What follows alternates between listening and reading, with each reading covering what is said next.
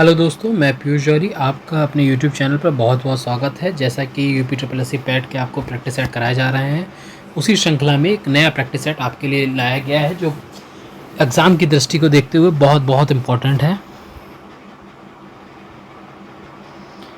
पहला क्वेश्चन जिसमें है, निम्नलिखित में से किसे मृतकों का टीला नाम से जाना जाता था? हड़प्पा को, मोहनजोदड़ो को, बनवाली को या कालीबंगा को? मृतकों का टीला कहा जाता था मोहनजोदाड़ो को। इसका सिंधी भाषा में अर्थ होता है मृतकों का टीला। मोहनजोदड़ो शब्द का अर्थ सिंधी भाषा में क्या होता है? मृतकों का टीला। कौन सी भाषा में? सिंधी भाषा में। ऋग्वेद का प्रमुख देवता कौन है? मारुत, अग्नि, शक्ति या वरुण? प्रमुख देवता है अग्नि, परंतु जो मुख्य हमारे जो देवता हैं ऋग्वेद के वो हैं इंद्रदेव। कौन है? इंद्रदेव। पर ऑप्शन में इंद्र नहीं दिया गया, तो सेकंड नंबर पे कौन है हमारे ऋग्वेद के हिसाब से? अग्नि। इंद्र का 250 सूक्त समर्पित है इंद्र पे, और अग्नि में 200। ऋग्वेद में इंद्र पर 250 सूक्त समर्पित है और अग्नि पे 200। प्रमुख देवता पूछा है, सबसे प्रमुख अगर इंद्र ऑप्शन में है तो टिक करेंगे हम लोग इंद्र को, पर अगर इंद्र नहीं है तो प्रमुख देवता कौन कहलाएगा? अग्नि।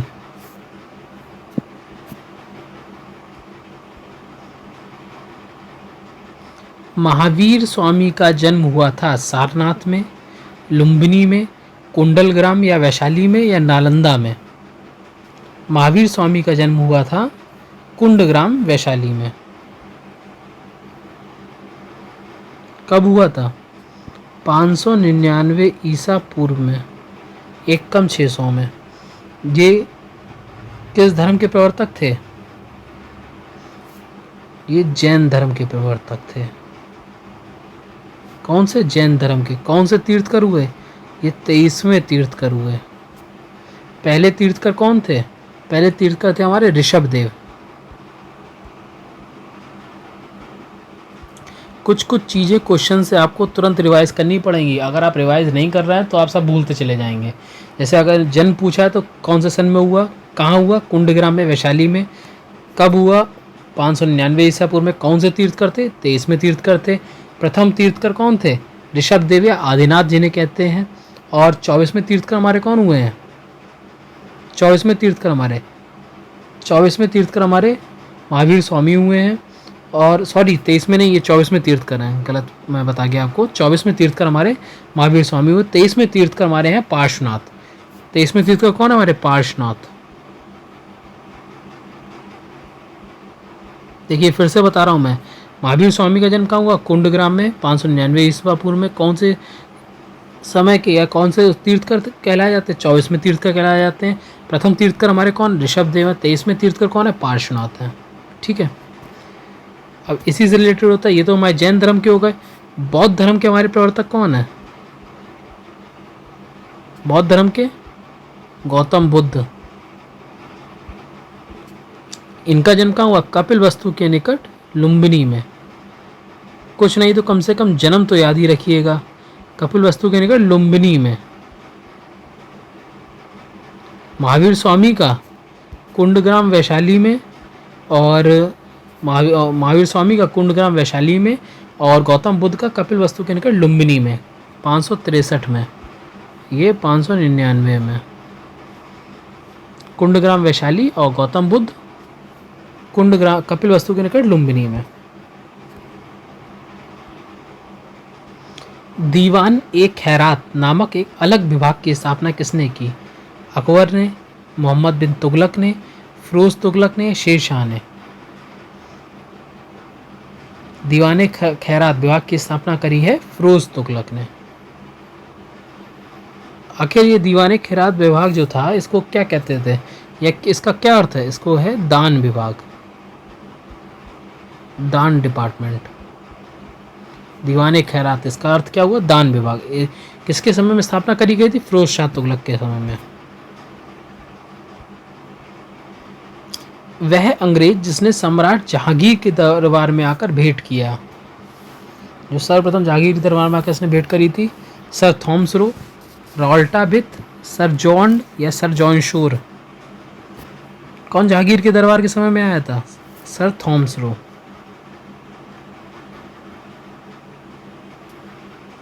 सर थॉमस रो इंग्लैंड के राजा जेम्स प्रथम के दूत के रूप में 1615 में सूरत पहुंचा था। कब? 1615 में सूरत पहुंचा था। किसके राजदूत बनकर? जेम्स प्रथम का राजदूत बनकर।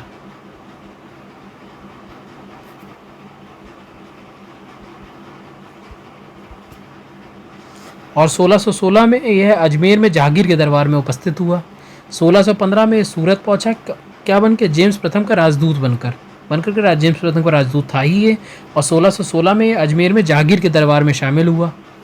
तो जहांगीर के दरबार में सर्वप्रथम आकर भेंट किसने करी? सर थॉमस रो ने। अवध के अंतिम नवाब थे,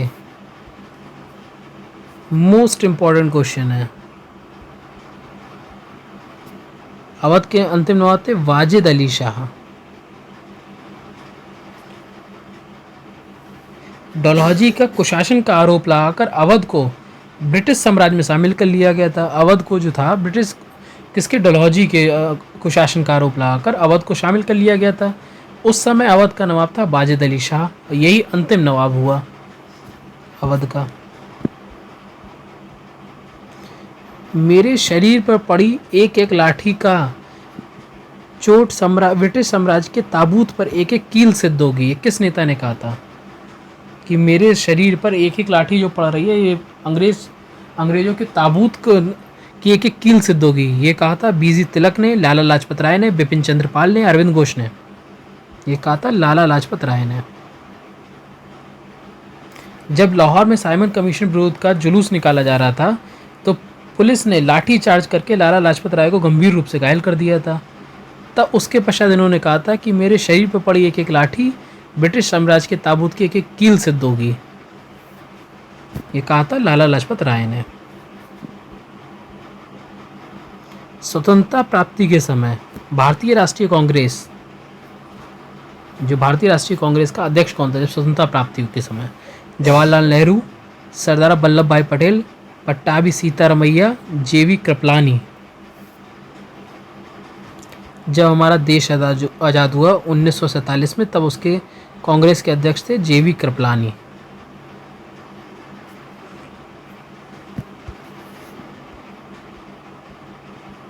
कर्जन ने भारत का विभाजन कब किया? 1901 में, 1905 में, 1919 में या 1947 में? कर्जन ने भारत का विभाजन किया 1905 में।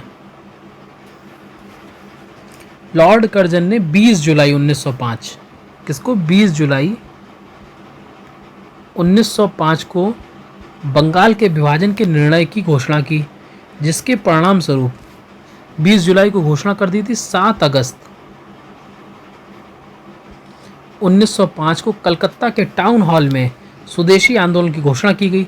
16 अक्टूबर 1905 को बंगाल विभाजन प्रभावी हो गया।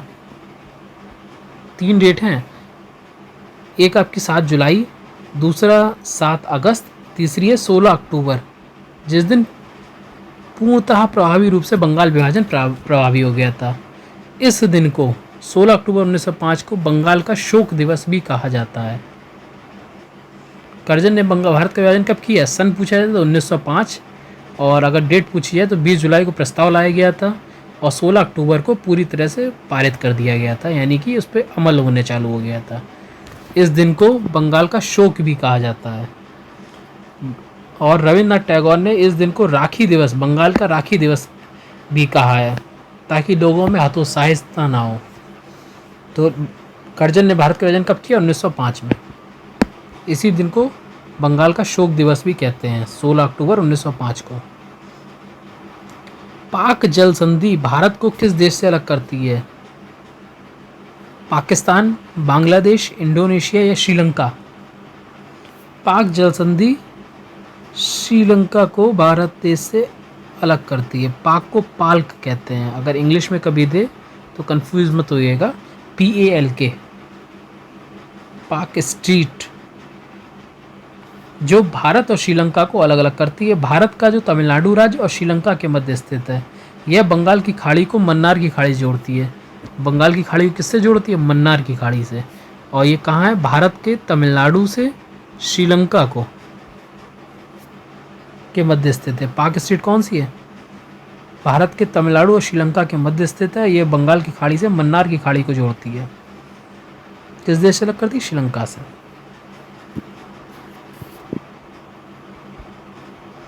उज्जैन किस नदी के तट पर स्थित है? सरयू नदी के तट पर, दिबांग नदी के तट पर, क्षिप्रा नदी के तट पर या सरस्वती नदी के तट पर? उज्जैन स्थित है क्षिप्रा नदी के तट पर। यहाँ पर भगवान शिव के 12 ज्योतिर्लिंगों में से स्थित एक महाकाल उज्जैन मंदिर भी स्थित है। और यहाँ पर हर 12 वर्ष पर एक सिंहस्थ कुंभ मेला भी लगता है। कौन सा? सिंहस्थ कुंभ मेला भी लगता है। और भगवान महाकाल का उज्जैन का यहाँ मंदिर भी स्थित है, ज्योतिर्लिंग भी स्थापित है। किस नदी पर? क्षिप्रा नदी पर।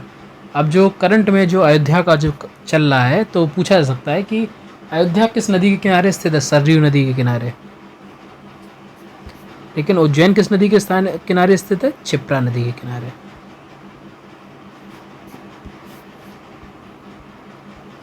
जिम कॉर्बेट राष्ट्रीय उद्यान भारत के किस राज्य में स्थित है? राजस्थान, उत्तराखंड, बिहार या कर्नाटक? जिम कॉर्बेट राष्ट्रीय उद्यान स्थित है उत्तराखंड में। 1936 में 1936 में स्थापित प्रथम राष्ट्रीय उद्यान हैली राष्ट्रीय उद्यान के नाम से जाना जाता था। किस नाम से 1936 में प्रथम राष्ट्रीय उद्यान था? हैली राष्ट्रीय उद्यान। कौन सा है प्रथम राष्ट्रीय उद्यान? कौन? हैली राष्ट्रीय उद्यान। किस सन में? 1936 में नाम से जाना जाता था। इसी को वर्तमान में क्या कहा गया? जिम कॉर्बेट राष्ट्रीय उद्यान के नाम से जाना जाता है। कहाँ स्थित है? उत्तराखंड राज्य में स्थित है। पूछा सकता है सेकंड क्वेश्चन क्या है कि जिम कॉर्बेट राष्ट्रीय उद्यान को पहले किस नाम से जाना जाता था? हैली राष्ट्रीय उद्यान को किस सन में स्थापित हुआ था? 1936 में। ये पहला राष्ट्रीय उद्यान था हैली राष्ट्रीय उद्यान, जिसको वर्तमान में किस नाम से जाना जाता है? जिम कॉर्बेट राष्ट्रीय उद्यान। कहाँ स्थित है? उत्तराखंड में स्थित है। एम्स्टर्डम की राजधानी कहाँ है? यूनाइटेड अरब अमीरात, नीदरलैंड, दक्षिण कोरिया या इटली? कुछ कुछ देशों की आपको कंट्री की राजधानी जरूर याद होनी चाहिए, पेपर में अक्सर पूछी जाती हैं। तो एम्स्टर्डम की राजधानी कहाँ है? नीदरलैंड। अब पूछा जाए यूनाइटेड अरब अमीरात की, अबू धाबी। यूनाइटेड अरब अमीरात की है अबू धाबी। दक्षिण कोरिया की है सियोल।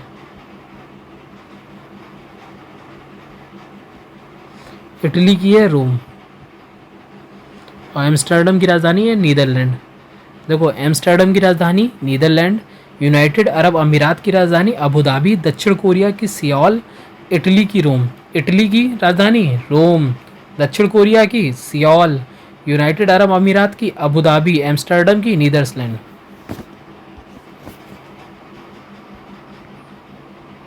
कौन सा पर्वत एशिया को यूरोप से अलग करता है? हिमालय पर्वत, एंडीज पर्वत, रॉकी पर्वत या यूराल पर्वत? एशिया को यूरोप से अलग करता है यूराल पर्वत। और यूराल पर्वत कहाँ स्थित है? रशिया में। कहाँ स्थित है? रूस में स्थित है। एशिया को यूरोप से अलग कौन करता है? यूराल पर्वत। कौन सा? यूराल पर्वत। ये कहाँ स्थित है? रूस में। जीएसटी काउंसिल की अध्यक्षता कौन करता है? आरबीआई गवर्नर, सेबी के अध्यक्ष, प्रधानमंत्री या केंद्रीय वित्त मंत्री? आरबीआई काउंसिल की अध्यक्ष करता है केंद्रीय वित्त मंत्री। वनडे एग्जाम का सबसे मोस्ट इम्पॉर्टेंट क्वेश्चन ये है जीएसटी। इससे कई क्वेश्चन रिवाइज होते हैं। सबसे पहले जीएसटी, इसकी full form goods and service tax, वस्तु एवं सेवा कर। इसकी स्थापना कब हुई? 1 जुलाई 2017 को। ये किस प्रकार का टैक्स है? डायरेक्ट इनडायरेक्ट टैक्स है, यानी कि अप्रत्यक्ष कर। कैसा टैक्स है? अप्रत्यक्ष कर, इनडायरेक्ट टैक्स है। और कौन से संविधान संशोधन द्वारा, किस अमेंडमेंट के द्वारा आया? 101वें अमेंडमेंट के द्वारा, 101वें संविधान संशोधन के द्वारा आया है। इसकी अध्यक्षता कौन करता है? केंद्रीय वित्त मंत्री। स्थापना कब हुई? 1 जुलाई 2017 को। फुल फॉर्म इंग्लिश में goods and service tax, Hindi में वस्तु एवं सेवा कर। कौन से अमेंडमेंट के द्वारा? 101वें अमेंडमेंट के द्वारा। किस प्रकार का टैक्स है? इनडायरेक्ट टैक्स है, यानी कि अप्रत्यक्ष कर। वाणिज्यिक बैंकों का राष्ट्रीयकरण कब हुआ? 1947 में, 1969 में, 1956 में, 1985 में। वाणिज्यिक बैंकों का राष्ट्रीयकरण हुआ है 1969, यानी कि 1969 में। 50 करोड़ से अधिक राशि वाले देश के 14 प्रमुख वाणिज्यिक बैंकों का राष्ट्रीयकरण हुआ है। कितनी राशि वाला? 50 करोड़ से अधिक राशि वाले 14 वाणिज्यिक बैंकों का राष्ट्रीयकरण हुआ। कब हुआ? 1969 में। जबकि अभी हाल फिलहाल में 200 करोड़ रुपए से अधिक जमा वाले 6 बैंकों का, 50 करोड़ वाले 14 बैंकों का राष्ट्रीयकरण हुआ 1969 में, और 200 करोड़ वाले 6 बैंकों का राष्ट्रीयकरण हुआ है। कब? 1980 में। पूछा जा सकता है 200 करोड़ से अधिक जमा राशि वाले कितने बैंक थे? 6। उनका एकीकरण हुआ 1980 में। और 14 बैंकों का जिनका 50 करोड़ से अधिक राशि था, सर्वप्रथम 1969 में। तो वाणिज्यिक बैंकों का राष्ट्रीयकरण कब हुआ है? 1969 में। CRR का असंक्षिप्त रूप क्या होगा? CRR, नकदी वापसी अनुपात, नकद आरक्षित अनुपात, नगद राजस्व अनुपात, नगद वापसी आरक्षित। द राइट आंसर इज नगद आरक्षित अनुपात।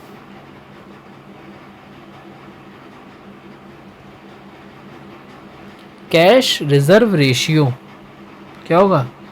C से कैश, R से रिजर्व रेशियो, नगद आरक्षित अनुपात। प्रधानमंत्री जनधन योजना की शुरुआत किस वर्ष की गई? 2013 में, 2014 में, 2015 में, 2016 में। जनधन योजना की शुरुआत करी गई है 2014 में।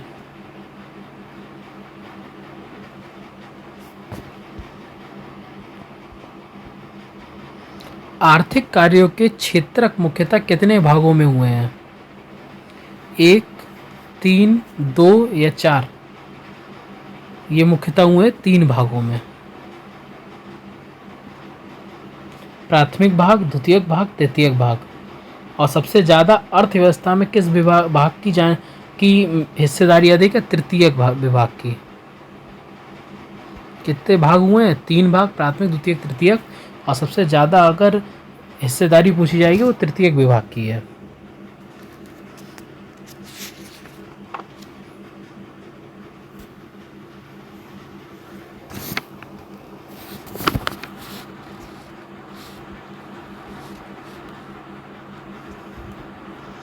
भारतीय संविधान की प्रस्तावना में किस प्रकार के न्याय की बात नहीं की गई है? लोकतांत्रिक, सामाजिक, आर्थिक या राजनीतिक? भारतीय संविधान में बात नहीं करी गई है लोकतांत्रिक की प्रस्तावना में। संविधान में तो बात करी गई पर प्रस्तावना में बात नहीं करी गई है। इस लोकतांत्रिक शब्द का प्रयोग किया गया है लोकतंत्रात्मक गणराज्य बनाने के लिए। और प्रस्तावना में जो यूज़ किया गया है सामाजिक, आर्थिक और न्याय की बात की गई है। और लोकतांत्रिक शब्द की लोकतंत्रात्मक गणराज्य बनाने के लिए कही गई है। अभिव्यक्ति की स्वतंत्रता किस मौलिक अधिकार के अंतर्गत आती है? कि अपनी अभिव्यक्ति कहने की स्वतंत्रता किस अधिकार के अंतर्गत आती है? समता का अधिकार, स्वतंत्रता का अधिकार, संस्कृति एवं शिक्षा संबंधी अधिकार, संवैधानिक उपचार का अधिकार। तो अभिव्यक्ति की स्वतंत्रता आती है स्वतंत्रता का अधिकार।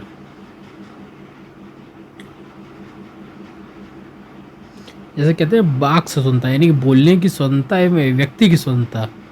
जो आर्टिकल हमारा है आर्टिकल 19(1) में या का में या ए में। स्वतंत्रता का अधिकार किस में आता है? अनुच्छेद 19(1) में या का में, जिसमें अभिव्यक्ति की स्वतंत्रता की बात करी गई है। निम्न में से कौन से भारतीय संसद के संगठक हैं? राष्ट्रपति, राज्यसभा या लोकसभा? भारतीय संसद के संगठक हैं तीनों, राष्ट्रपति भी है, राज्यसभा भी है, लोकसभा भी है। किस आर्टिकल के तहत? आर्टिकल 79 के तहत।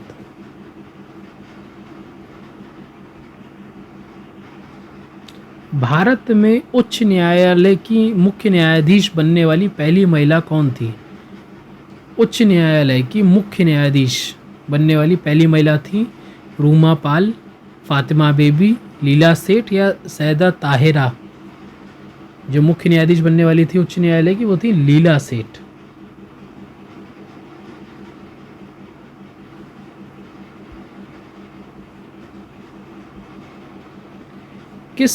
किसी राज्य के राज्यपाल के रूप में नियुक्ति के लिए भारत के संविधान द्वारा निर्धारित न्यूनतम आयु कितनी है? कोई भी राज्यपाल है उसकी नियुक्ति के लिए भारतीय संविधान द्वारा न्यूनतम आयु कितनी रखी गई है? 21 साल, 25 साल, 30 साल या 35 साल? 35 साल। पूछा जा सकता है कि किस आर्टिकल के तहत? अनुच्छेद 157 के तहत।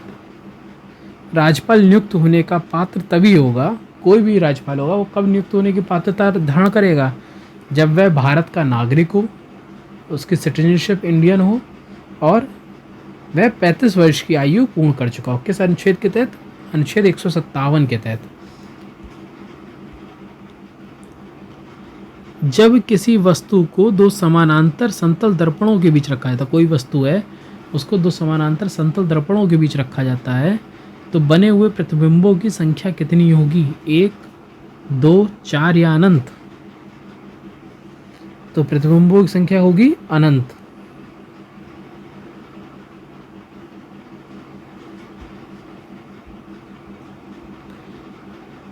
निम्न में से कौन सा अम्ल चींटी के डंक में पाया जाता है? मेथेनोइक अम्ल, टार्टेरिक अम्ल, ऑक्सैलिक अम्ल या एसिटिक अम्ल? चींटी के डंक में the right answer is methanoic अम्ल। मेथेनोइक अम्ल को और किस नाम से जानते हैं? फॉर्मिक अम्ल के नाम से। कभी कभी पूछ सकता है कि मेथेनोइक की जगह वो फॉर्मिक अम्ल दे देगा। इसका फॉर्मूला क्या होता है? HCOOH, मेथेनोइक अम्ल। ये किस किस में पाया जाता है? जो लाल चींटियाँ हों, मधुमक्खियों हों, बिच्छू हों तथा बर्रों के डंक में ये पाया जाता है। कौन सा डंक पाया जाता है लाल चींटी में? मेथेनोइक अम्ल, यानी कि फॉर्मिक अम्ल। HCOOH, मेथेनोइक या फॉर्मिक अम्ल। निम्नलिखित में से किस अम्ल को अम्लों का राजा कहा जाता है? कार्बनिक अम्ल को, फॉस्फेरिक अम्ल को, नाइट्रिक अम्ल को या सल्फ्यूरिक अम्ल को? अम्लों का राजा कहा जाता है सल्फ्यूरिक अम्ल को,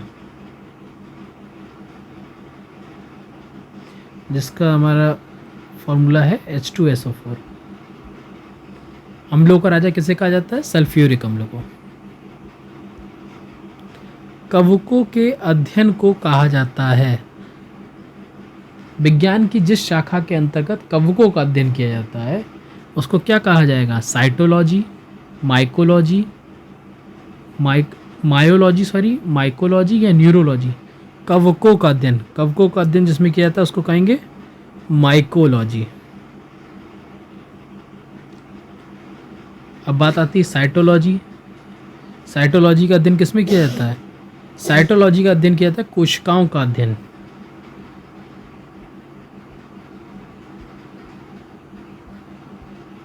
जिसमें कोशिकाओं का अध्ययन किया जाएगा वो क्या कहलाएगा?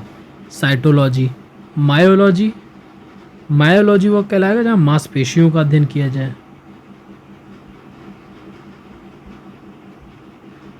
नाम से ही लग रहा है मायो, मांसपेशी। और साइटोलॉजी कोशिकाओं का अध्ययन, जिसमें साइटो पे यानी कि कोशिकाओं का अध्ययन हो रहा। और कवक माइकोलॉजी। अब बचता है न्यूरोलॉजी। न्यूरोलॉजी में क्या आता है? तंत्रिका तंत्र से संबंधित रोगों के। किससे? तंत्रिका तंत्र से संबंधित रोगों व उनके उपचारों का अध्ययन के लिए। तो पूछा जा सकता है कवकों के अध्ययन का क्या? साइटोलॉजी को कोशिकाओं का अध्ययन, मायोलॉजी को मांसपेशियों का अध्ययन, साइटोलॉजी कोशिकाओं का अध्ययन मायोलॉजी, मांसपेशियों का अध्ययन कवकों का अध्ययन माइकोलॉजी, न्यूरोलॉजी में आपका तंत्रिकाओं का अध्ययन। तो अगर आपसे पूछे कवक माइकोलॉजी, कवक क्या क्या होगा माइकोलॉजी, कोशिकाओं का पूछे तो साइटोलॉजी, मांसपेशियों का पूछे देखो मांसपेशियाँ मांस है तो यह मायोलॉजी, माइको कवकों, न्यूरोलॉजी, न्यूरोलॉजी में आपका आता है तंत्र से संबंधित उनके रोगों या उपचार से।